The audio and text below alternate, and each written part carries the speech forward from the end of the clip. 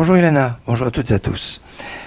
Si vous regardez dans la Bible et vous recherchez le nom Rosh Hashanah, vous serez assez surpris, parce qu'on ne retrouve qu'une seule fois cette expression Rosh Hashanah.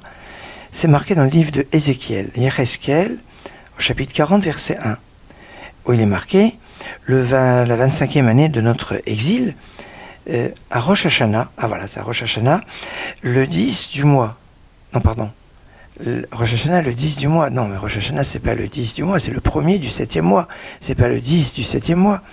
Le 10 du 7e mois, c'est Kippour.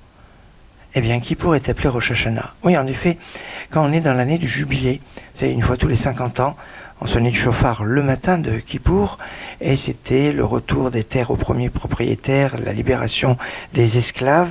C'était l'année du jubilé, et cette année-là, Kippour s'appelle Rosh Hashanah.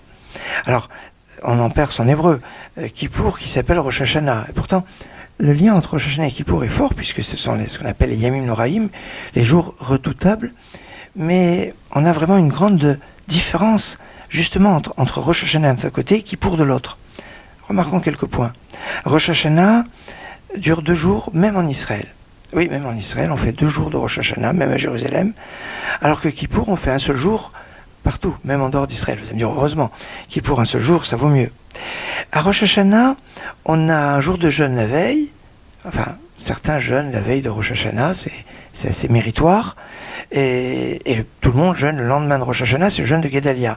Donc, Rosh Hashanah est entouré de jeûnes, alors que Kippour est entouré de jours où on doit manger. La veille de Kippour, il y a une mitzvah particulière de bien manger la veille de Kippour. Et à la sortie de Kippour, on a l'appétit, mais on appelle Simchat Kohen. Donc c'est un aspect assez remarquable. Le jour de Rosh Hashanah, l'essentiel de ce qui se passe, c'est la sonnerie du chauffard. Et la sonnerie du chauffard n'est pas liée spécifiquement à Jérusalem ou au Beth Amikdash. Non, c'est une mitzvah que l'on peut faire en tout endroit, en Israël et même en dehors d'Israël. Alors que à Kippour, la pièce maîtresse de la journée de Kippour, c'est le Seder Avoda, le culte du rituel qui se faisait le jour de Kippour avec le bouc émissaire qui portait toutes les fautes d'Israël, qui était envoyé la Azazel, et le bouc pour Dieu. Il y a tout le principe de l'Avoda, et l'Avoda, le culte, eh bien, c'est bien évidemment lié à Jérusalem, au Beth Amikdash. On voit que Rosh Hashanah et Kippour, qui sont les 2 bornes qui cadrent les 10 jours de pénitence, les Aseret Yemei Teshuvah, sont d'une dimension particulière, où ils sont assez différents.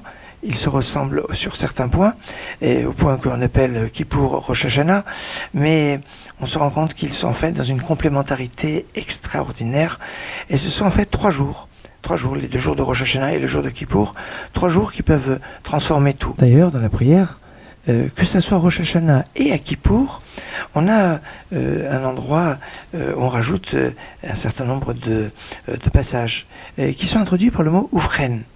Ufren ten bardecha, Ufren ten kavod lamecha, Ufren dont la valeur numérique est 72 et qui justement c'est le nombre d'heures qu'on a dans Rosh Hashanah, 48 heures, 2 fois 24 heures, et Kippour. Alors vous allez me dire, oui, mais Kippour, on fait plus que 24 heures, c'est vrai, puisqu'on commence avant, on finit après, mais il y a ce beau symbole, d'autant plus que 72, c'est la valeur numérique du mot chesed, la bonté, la générosité, et que 72 est en rapport avec un nom de Dieu, le nom de Dieu le plus magnifique, quand on l'écrit complètement, ce qu'on appelle le Shem Ab, mais c'est déjà de la Kabbalah, c'est déjà un peu de Kabbale, donc on s'arrêtera là, et je vais vous souhaiter une excellente journée.